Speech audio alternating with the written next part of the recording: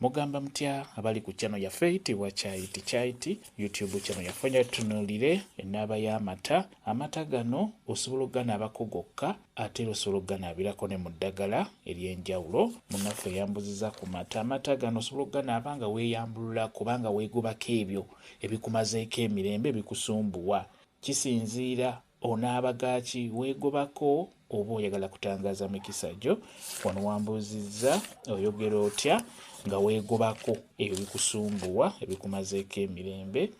Ofuna amata, funa amata n'amata agasinga okukola obulungi agavudde mu nte direct ago ne bagakama wali ne bagakuwa oba ago n'oba nga okozesa ago gaba malungi nnyo lwakuba tegalabika. Kale ago oba togafunye osobola okufuna agadda yali gano ge batunda olukumi ago ge bapima nago malungi nnyo. Beera ng'ofuna ago funayo ekikopo nga kimu. Kisinziira busobozi bw'osobola okufuna ekikopo nga kimu oba bikopo bibiri. Bw'ofuna gateeke mu baketi oba mu bbaafu oyongeremukko ku mazzi ag'ekidomola. Beera ng'ofuna wodda, beera ng'onaaba amata ago, beera ng'oganaaba. Bw'oba onaaba osobola okwogera bw'oti ng'oganaaba ggwe nga oyagala kwegobako ebikusumbuwa.